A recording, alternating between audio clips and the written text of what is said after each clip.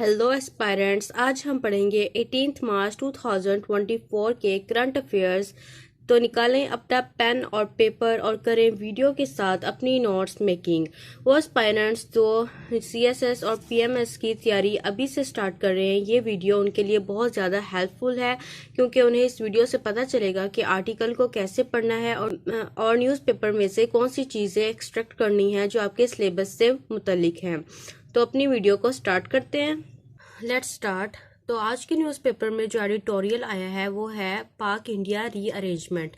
तो हम इसे पाक रिलेशंस विद नेबरिंग कंट्रीज वाले सेक्शन में लिख सकते हैं, हेडिंग लगा के पाक इंडिया।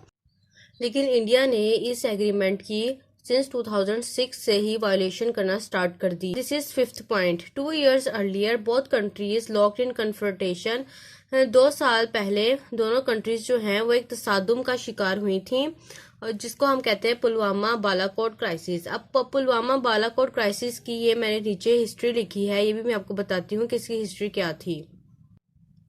पुलवामा बालाकोट क्राइसिस जो है वो कंडक्ट किया था इंडिया ने, और ये फर्स्ट वार प्लेन था 1971 के बाद पाकिस्तान और इंडिया के दरमियान। आफ्टर उसके बाद है when Indian war planes crossing border of disputed region. Indian war planes जो है वो कश्मीर के बॉर्डर से क्रॉस कर रहे थे। Dropped bombs in vicinity of town of Balakot in KPK. उन्होंने खैबर पख्तूनख्वा के टाउन बालाकोट के आसपास जो है वो बॉम्ब्स गिराए थे। Later India confirm the air strike late. बाद में इंडिया ने एयर स्ट्राइक को कंफर्म कर दिया था। Directed it to be a strike against a terrorist training camp. उन्होंने कहा था कि ये हम टेररिस्ट ट्रेनिंग कैंप के अगेंस्ट जो है ये हमने स्ट्राइक की है। उन्होंने ये पाकिस्तान को एक्यूज किया था कि पहले जाबा हिल टॉप पर फायर किए तो हमने उसकी कन्फ्रंटेशन की। लेकिन जब 47 डेज के बाद एयर स्ट्राइक के पाकिस्तानी जर्नलिस्ट का ट्रिप किया जाबा हिल टॉप पर, तो उन्हें वहां डैमेज का कोई एविडेंस नहीं मिला। पुलवामा बालाकोट क्राइसिस है वो कंडक्ट हुआ था इंडिया की तरफ से।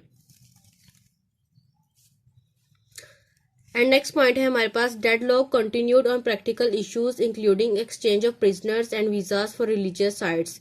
अब जो डेडलॉक है वो प्रैक्टिकल इश्यूज पर भी जो है वो कंटिन्यूड है। उसमें क्या है, इंक्लूड एक्सचेंज ऑफ प्रिजनर्स के जो पाकिस्तान के प्रिजनर्स हैं और जो इंडिया के प्रिजनर्स हैं वो एक्सचेंज नहीं हो सकते। और वीजाज फॉर रिलीजियस साइट्स, और वीजा भी नहीं मिल रहा इंडिया जाने के लिए रिलीजियस साइट्स का विजिट करने के लिए।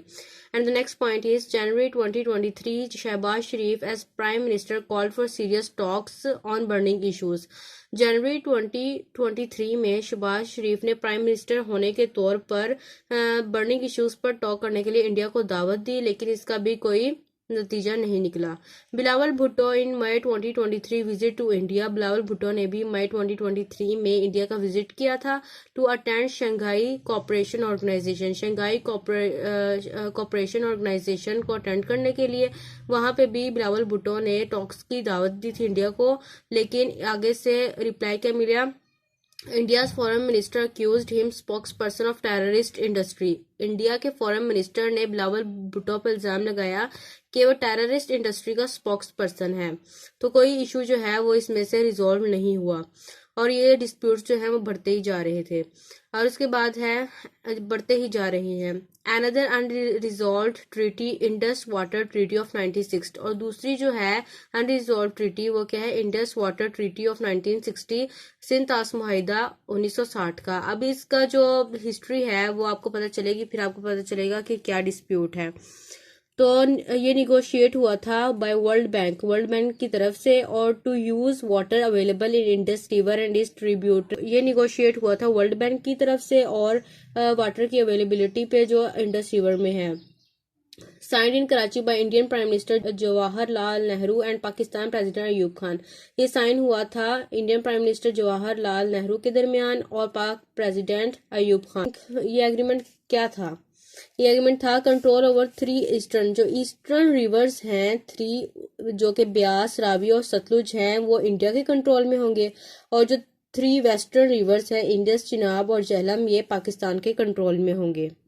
अब इसका जो मोस्ट रिसेंट डिस्प्यूट है वो क्या है, इंडिया जो है उसको इंडस रिवर का 30% वाटर मिल रहा है और पाकिस्तान को इंडस रिवर का 70% वाटर मिल रहा है। तो इस ट्रीटी के मुताबिक जो वेस्टर्न रिवर है उसका लिमिटेड यूज कर सकता है इंडिया इरिगेशन के लिए यानी आबपाशी के लिए, और अनलिमिटेड यूज कर सकता है पावर जनरेशन के लिए, फिश कल्चर के लिए। मेरा जो नेक्स्ट पॉइंट है वो है नो टॉक्स ऑन कश्मीर के, अब कश्मीर पर कोई बातचीत नहीं होगी। India already clear that there will be no bilateral dialogue with Pakistan और कश्मीर के, पाकिस्तान और इंडिया के दरमियान कश्मीर को लेकर कोई भी बायलैटरल टॉक नहीं होगी। उसके बाद रीअरेंजमेंट विद इंडिया, अब इसकी दो पॉसिबिलिटीज हैं। पहले आपको इस आर्टिकल में सारा पता चला कि क्या क्या डिस्प्यूट्स हैं, क्या क्या इश्यूज हैं दोनों के फ्रंट पर। अब आपको पता चलेगा कि रीअरेंजमेंट की पॉसिबिलिटीज क्या हैं।